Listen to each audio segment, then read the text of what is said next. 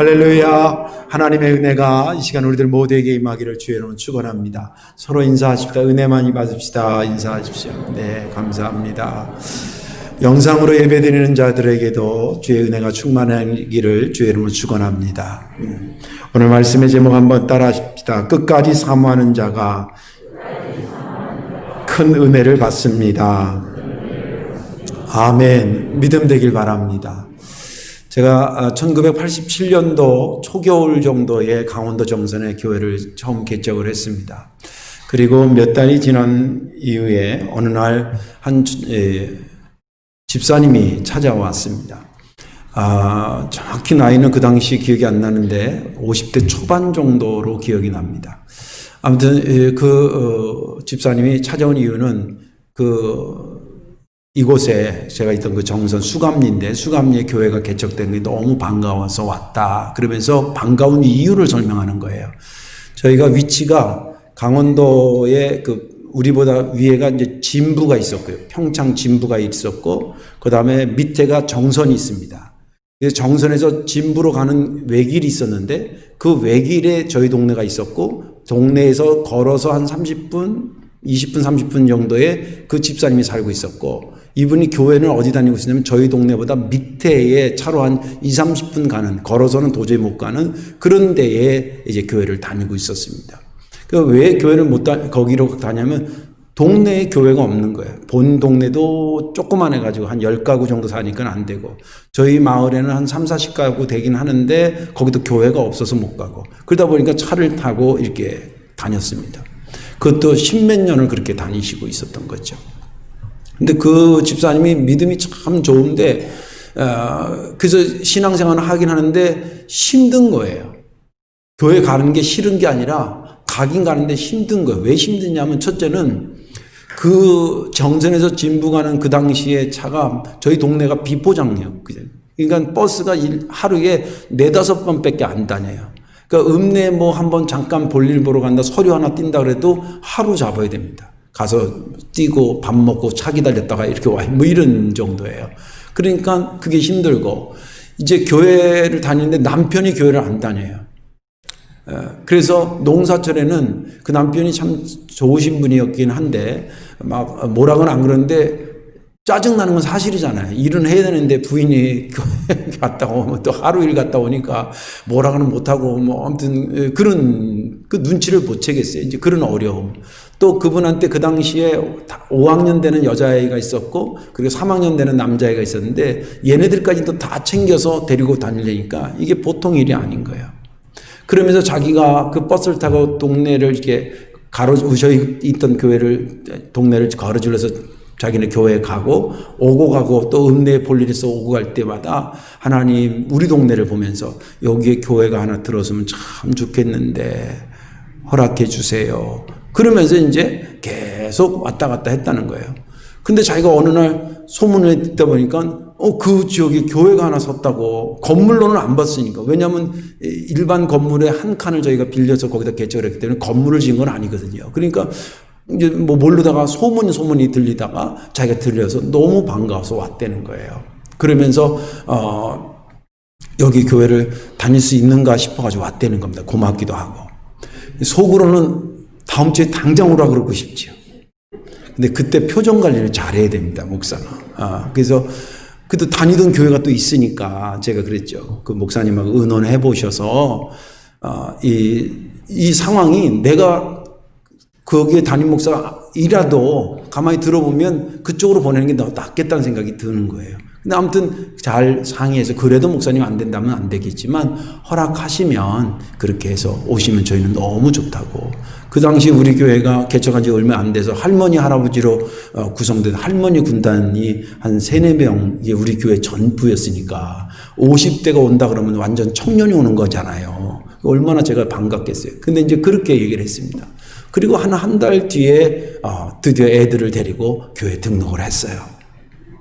신앙생활 하면서 그분이 이제 그 관련된 이야기들을 하나둘씩 더 얘기하는데 그 간증이 은혜가 됐습니다. 어떤 거냐면 자기가 아까 말한 것처럼 다니면서 하나님 이 지역에 교회를 세워주세요. 그렇게 하면서도 문득 생각에 이 산골에 누가 개척이 무슨 애 장난도 아닌데 여기 와서 교회를 개척하겠나. 이런 생각이 또 상대적으로 들었다는 거예요. 그죠? 기도를 하면서도 하긴 하지만 들었으면 좋겠는데 이건 누가 와서 저거 산골에 하겠나. 그러다가 또 그래도 해야지. 또 그러다가 이러면서도 계속 그래도 그냥 하자. 끝까지 기도해보자. 그러고 했는데 세상에 생각지도 못한 교회가 이렇게 들어서서 자기가 다니게 돼서 너무 감사하다고 그런 간증을 한 것을 들은 적이 있습니다. 끝까지 사모하십시오. 끝까지 사모하는 자가 큰 은혜를 받을 줄로 믿습니다. 예수님께서 오늘 본문에 있는 말씀은 본격적으로 갈릴리 호수 주변에서 사역을 막 시작하는 초입의 이야기입니다. 예수님께서 이제 처음에 제자들을 뽑기 시작했죠. 베드로와 요한 그리고 안드레 이런 사람들을 뽑았는데 그 베세다 지역이 이제 갈릴리 호수 주변에 있는 조그마한 마을인데 거기 마을 출신 중에 하나가 베드로랑 같은 동네에 사는 사람 중에 빌립이라는 사람이 있었습니다. 빌립을 보면서 주님께서 너 나 따라와라. 그러니까 빌립이 따라서 가면서 예수님 얘기도 듣고 설교도 듣고 그분이 치유하는 내용들을 보니까 기다렸던 메시아인 거예요. 그래서 너무 감격스러워서 정말 이분한테 내가 목숨 걸어야 되겠다. 메시아가 왔구나. 그런 생각을 하면서 순간 누가 또 떠올랐냐면 자기 친구 나다나엘이 떠올랐습니다. 이 나다나엘이 왜 떠올랐냐면 이 나다나엘은 빌립이 생각할 때 자기보다 훨씬 더 메시아를 그리워하는 사람이에요. 기다리는 사람이에요. 그래서 그 친구가 얼른 생각이 나와서 그 친구한테 뽀로로 갔습니다. 아니나다나가 그 친구가 그날도 무화과 나무 아래서 이제 좀 이따 무화과 나무 아래서 있었다는 게 무슨 의미인지를 얘기할 거예요. 거기에 이제 있었는데 그 친구한테 야 모세가 율법을 통해서 예언했고 많은 선지자들이 예언했던 메시아를 내가 드디어 만났어. 그분 누구냐면 요셉의 아들 나사렛 출신 예수야. 그렇게 얘기하니까 이 나다나엘이 자기가 아는 상식으로는 또 자기가 배운 말씀 가지고 그게 있었으니까 그 무화과나무 밑에서 있었는데 그 상식이나 그 내용으로는 나사렛은 메시아가 안 나거든요. 베들레헴에서 메시아가 난다고 얘기를 자기는 알고 있는데 이게 비아냥거리려고 총구석에서 뭐가 나겠어 그런 의미가 아니에요. 야 메시아는 거기서 나는 게 아닌데 어떻게 거기서 선한 것이 난다고 선한 것이라는 건 메시아가 난다고 그래. 거기서 어떻게 나겠냐 이렇게 반문합니다. 그러니까 빌립이 잔소리하지 마. 나 믿어. 내가 한번 가서 들어보라니까. 그럼 너 달라진다니까. 그리고 이제 나다나엘 친구니까 막 끄니까 나다나엘이 그 친구의 강권에 의해서 따라 나섭니다. 이제 저 멀찌감치 이렇게 오는데 예수님께서 그 오는 나다나엘을 보면서 여러 사람들을 같이 있는데 이렇게 얘기합니다. 저 사람은 참 이스라엘 사람이고 그 속에 간사한 것이 없도다. 그렇게 얘기합니다. 그 나다나엘이 자기 얘기를 하시는데 그런 얘기를 하니까 깜짝 놀란 거예요. 자기 속을 훤히 처음 보는데, 그렇죠? 예수님이 하나님이니까 그렇죠. 오늘 처음 보니까 이 사람 깜짝 놀라서 어떻게 저를 그렇게 잘 아세요? 이렇게 반문합니다. 그 예수님이 뭐라 그러냐면 네가 무화과 나무 아래에서 기도하고 있을 때부터 내가 보았다. 무화과 나무가 지금 눈에 여기 보이는 데 있는 게 아니에요. 안 보이는 데 있는 데예요. 거기 가서 데리고 가까이 왔을 때 본 걸 얘기하는 건데 주님은 그 전에 안 보이는 데 있을 때부터 내가 너 알았다는 거예요. 그 지금 무화과 나무 있었다는 것을 아는 사람이 아무도 없는데 친구 빌립밖에 모르는데 예수님께서 그 말까지 하니까 이 나다나엘이 갑자기 고백하기를 당신은 하나님의 아들이십니다. 그리고 이스라엘의 왕이십니다. 그렇게 고백하고 말아요. 그러니까 그 고백을 듣고 예수님이 뭐라 하냐면 내가 안 보이는 무화과 나무 밑에 있다는 걸 봤다 그러니까 네가 그것을 통해서 내가 나를 그렇게 믿는 것 같은데 네가 계속 나를 믿고 따르기만 하면 이거보다 더 큰 일을 네가 보게 될 것이다. 그 더 큰 일이라고 하는 것은 하늘이 열리고 천군 천사가 내 위로 오르락내리락 하는 것을 네가 보게 될 것이다. 이게 본문의 말씀입니다. 저는 지난 주간에 이 본문을 보면서 48절이 은혜가 됐습니다. 나다나엘이 이르되 어떻게 나를 아시나이까? 예수께서 대답하여 이르시되 빌립이 너를 부르기 전에 내가 무화과나무 아래 있을 때에 보았노라.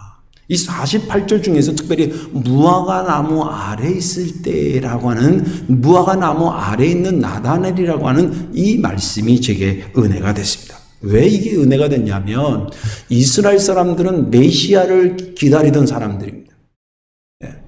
근데 맨 처음에는 전 국민이 기다렸는데 이 메시아가 계속 와야 되는데, 아니 빨리 와야 되는데 안 오는 거예요. 오늘 기다려도 안 와. 1년 기다렸는데도 안 와. 심지어는 10년 기다렸는데도 안 와. 그리고 그 할아버지가 기다리다 돌아가셨는데도 안 와. 아버지가 기다리다가도 돌아가셨는데도 안 와. 자기 순서가 됐는데도, 그러니까 사람들이 어떻게 하겠어요? 하나둘씩 떨어져 나갔던 거예요. 근데 이스라엘의 국가의 나무는 무화과 나무인데, 이 무화과 나무가 풍성한 열매를 맺는다 그래서 나라의 번성은 메시아가 올 때 된다 그래서 메시아를 기다리는 마음이 있는 사람은 어디 가서 기도를 하냐면 무화과 나무 그늘 아래서 하나님의 말씀도 외우기도 하고 기도도 하고 그런 거룩한 습관들이 있었거든요. 근데 아까도 말한 것처럼 맨 처음에 그랬는데 많은 사람들이 빠졌을 때 없어졌는데, 나다나엘은 어제도 안 오고 자기 아버지 때도 안 오고 할아버지 때도 안 왔는데도 불구하고 하나님께서 보내신다니까 오시겠지. 그리고 그 무화과 나무 밑에 가서 그날도 또 기다렸다는 거예요. 저는 이 나다나엘을 보면서 우리도 그럴 수 있을까? 그런 도전이 됐습니다. 시간을 이기는 장사는 정말 인생을 이기는 장사라고 저는 봐요. 심지어는 우리나라 속담에도 있잖아요. 김병의 효자 없다. 이해는 되지만 그게 시간을 이기기가 어마어마하게 어렵다는 거예요. 그 나다나엘, 어제도 안 오고 아버지 때도 안 오고 할아버지 때도 안 왔던 그 메시아를 오늘도 무화과 나무 아래서 이렇든 저렇든 기다리고 있는 나다나엘이 그렇게 존경스럽고, 그리고 그 신앙을 본받고 싶은 생각이 들었습니다. 특히 이 시대에, 요즘에. 오늘 말씀이 저와 여러분들이 은혜를 받으시고, 코로나 때문에 전체가 올 스톱 되듯이 해서 영적 무풍지대와 같은 이때에 이 나다나엘의 믿음을 본받아 끝까지 사모하시고 큰 은혜에 이르기를 주님의 이름으로 축원합니다. 어떻게 해야 끝까지 사모할 수 있을까? 그 첫째는 영적인 무풍지대를 잘 견뎌야 합니다. 오늘 본문 47절에 보면 예수께서 나다나엘이 자기에게 오는 것을 보시고 그를 가리켜 이르시되 보라, 이는 참으로 이스라엘 사람이라 그 속에 간사한 것이 없도다. 그렇게 표현을 하셨습니다. 이것은 나다나엘의 영적인 상태를 정확히 진단하는 것이었습니다. 그 결정적인 단어가 크게 두 가지는 참으로라는 말이에요. 참으로. 두 번째는 간사한 것이 없다. 이것이 왜 그런 근거를 말하고 있냐면, 나다나엘의 믿음의 상태를 말해주고 있냐면, 참으로라는 것은 속과 겉이 같다, 그런 뜻입니다. 언어에 보면 우리가 사람이 그렇잖아요.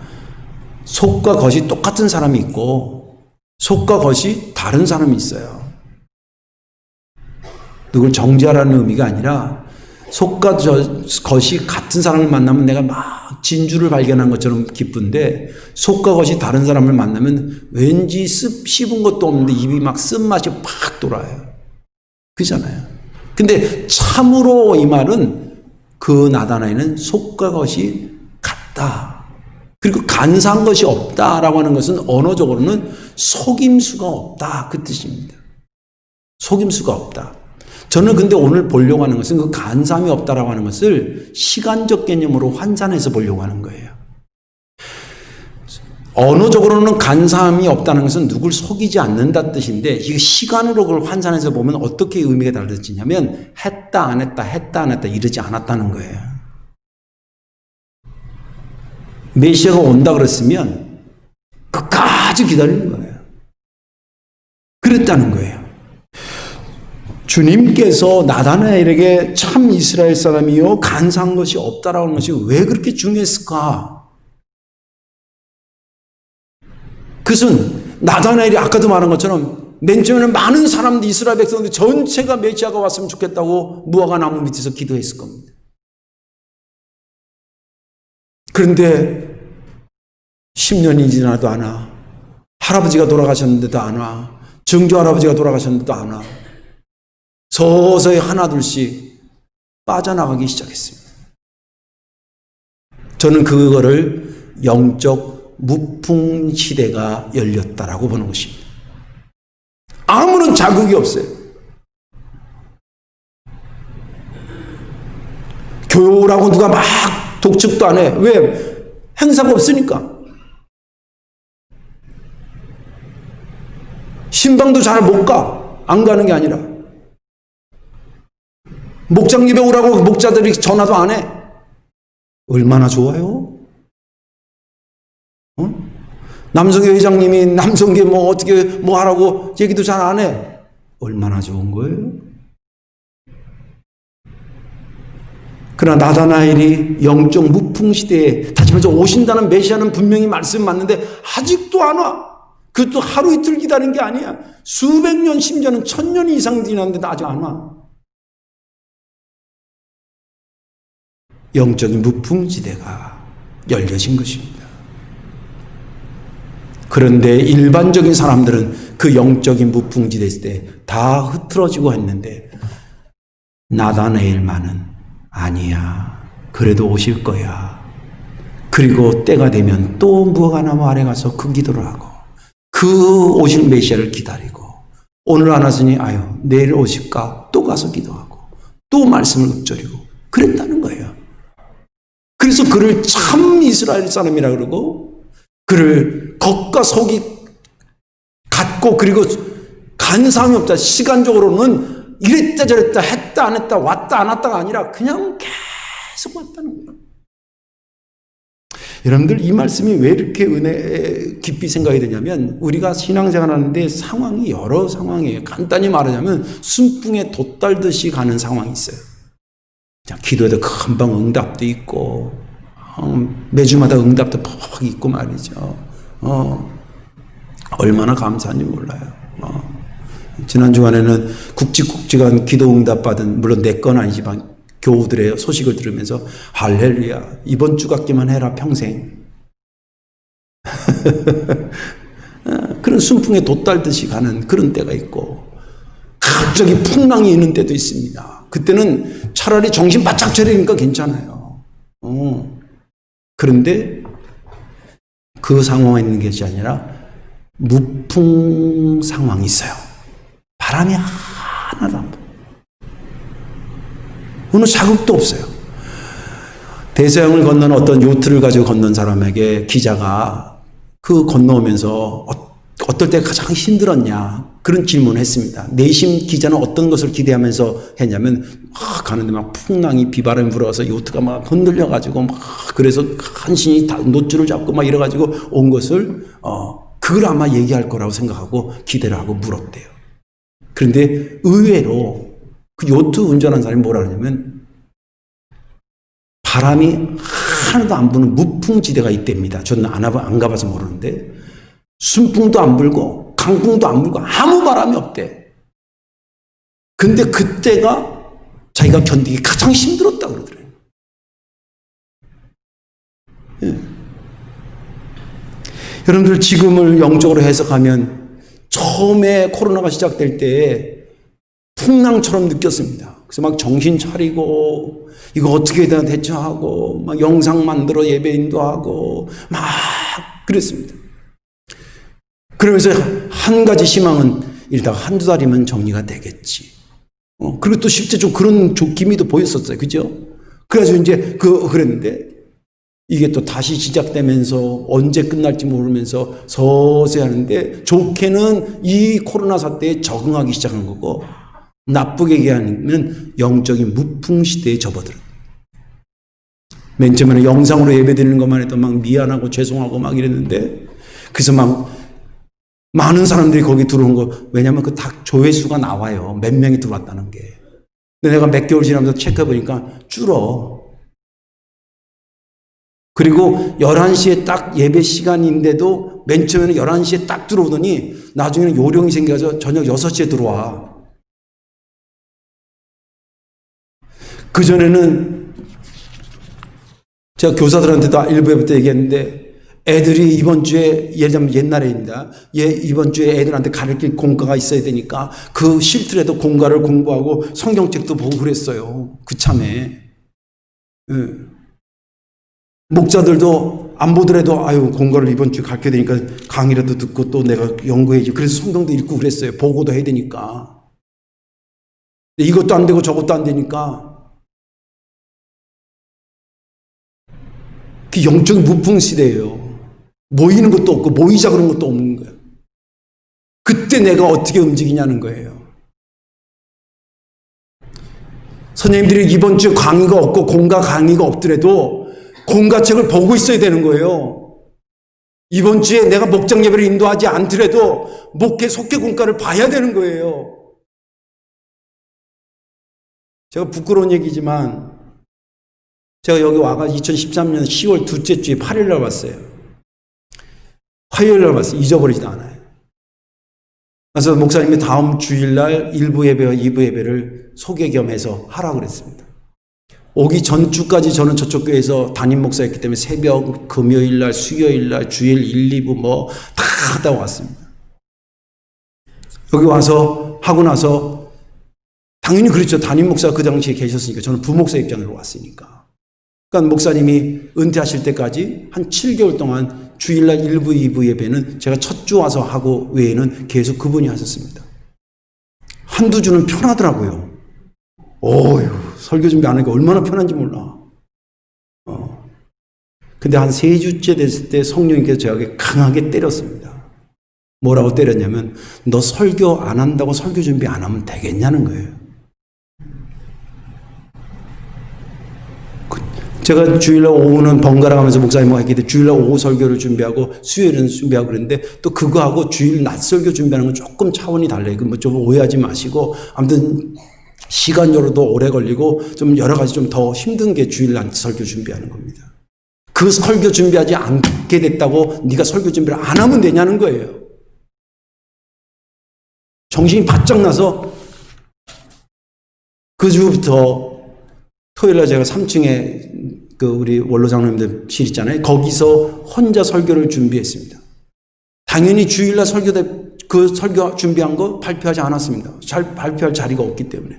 그래도 계속 준비했습니다. 지나고 보니까 성령님의 음성이 맞았던 거예요. 설교하는 영적인 감각이 떨어지면 안 된다는 것이었습니다.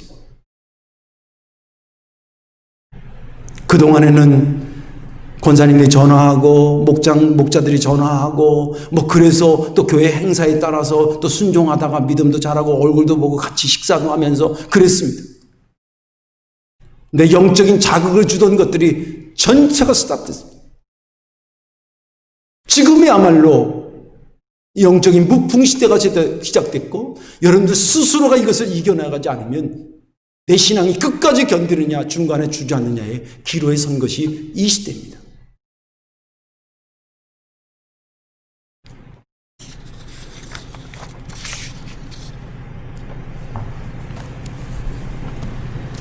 그렇다면 이 나다나엘이 어떻게 그가 힘들더라도 근들 왜 힘들지 않았겠어요? 자기 아버지 때 올 줄 알았는데 안 오고 할아버지 때 올 줄 알았는데 안 오고 증조 할아버지 때 올 줄 알았는데 안 왔던 그 하나님을 지금도 나는 가서 기다린다는 것이 얼마나 어려웠겠어요.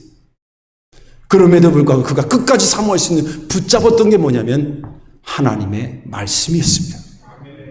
오늘 45절에 보면 빌립이 나다나엘을 찾아 이르되 모세가 율법에 기록하였고 여러 선자가 기록한 그 일을 우리가 만났으니 요셉의 아들 나사렛 예수입니다. 여기 보면 빌립이 나다나엘에 가서 한 말 중에 메시아와 관련된 말이 모세에도 기록되고 그리고 많은 선자들이 했다는 것을 나다나엘이 다 알고 있다는 것을 전제하여 그 얘기를 하는 겁니다. 야, 너 알고 있는 거 있잖아. 메시아 온다는 거 너 알다시피 모세가 얘기했고 많은 선지자들이 얘기했던 거 다 알고 있잖아. 그 메시아를 내가 만났다니까. 이 말은 나다나엘이 메시아가 올 거라는 하나님의 말씀을 붙잡고 있다라고 하면서 빌립이 알고 있었던 거예요. 그리고 그 얘기를 딱 듣고 나서 너 어딘데? 그러니까 나사렛 예수야. 뭐? 나 어디? 나사렛? 아니 내가 알기로는 나사렛에서 온 줄 알고 다윗의 후손이기 때문에 다윗의 고향인 베들레헴에서 오게 돼 있는 건데 이게 지금 나사렛이라고 시골이라고 비아냥 걸려고 총구석에서 뭐가 나겠어 이런 의미가 아니에요.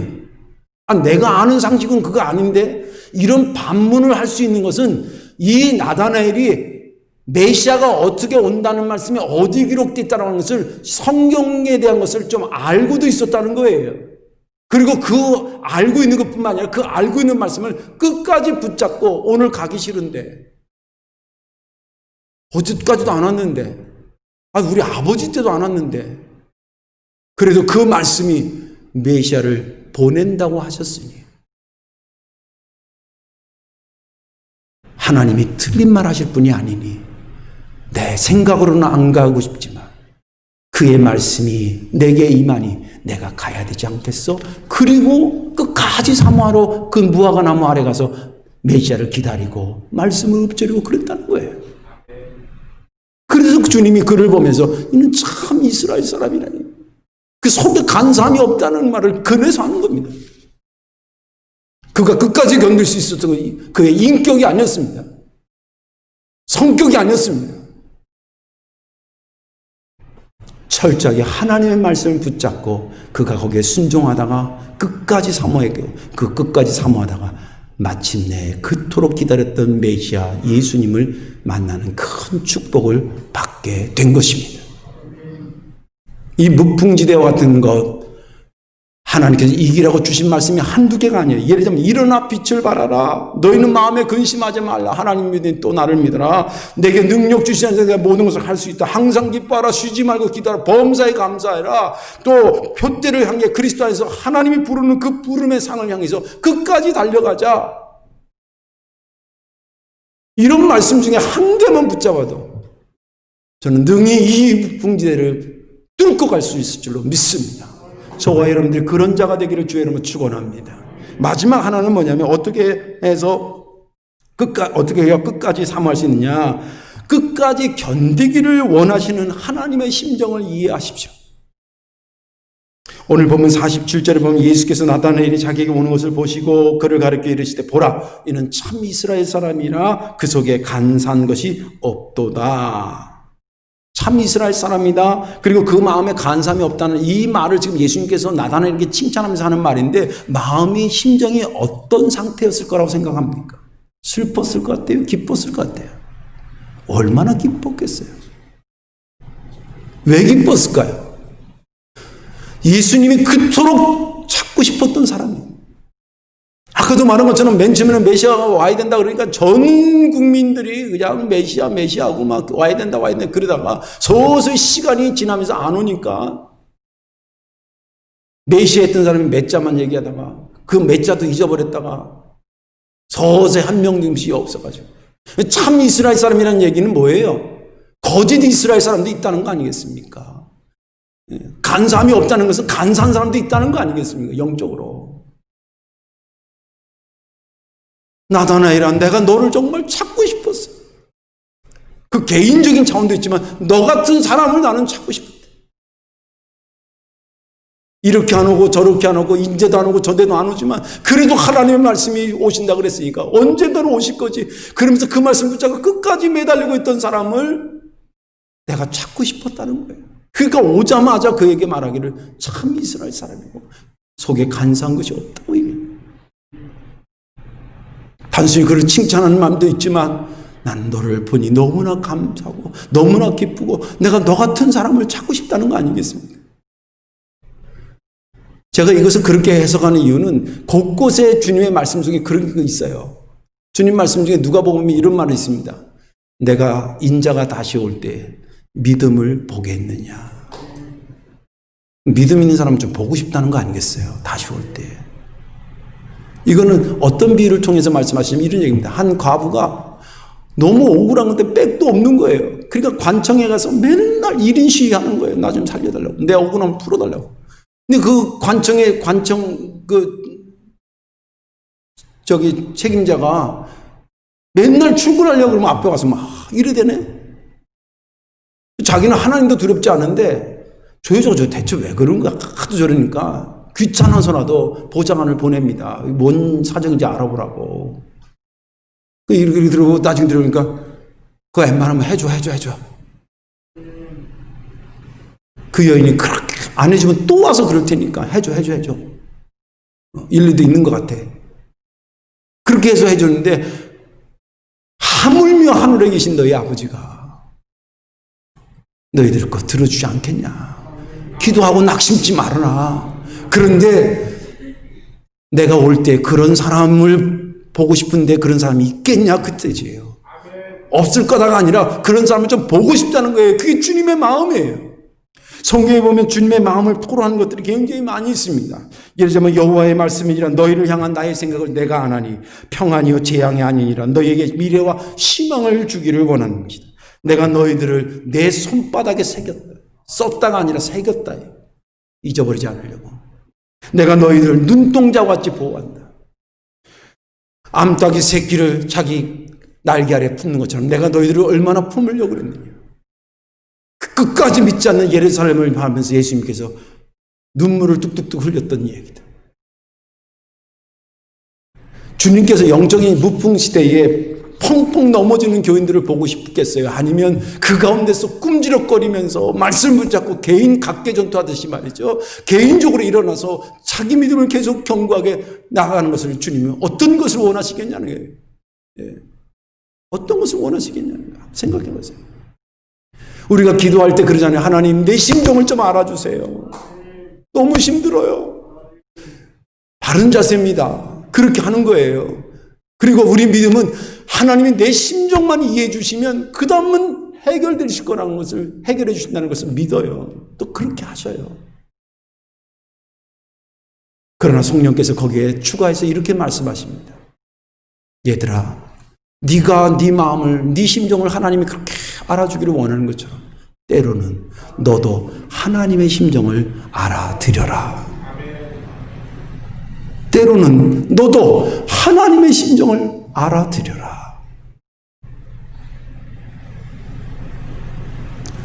이 힘든 때에 주저앉는 너를 보고 싶어 하겠냐? 아니면 그래도 다시 일어서는 너를 보고 싶은지 하나님의 대체 마음이 어디 있는지를 한번 생각해 봐라. 그게 철든 거 아니겠냐?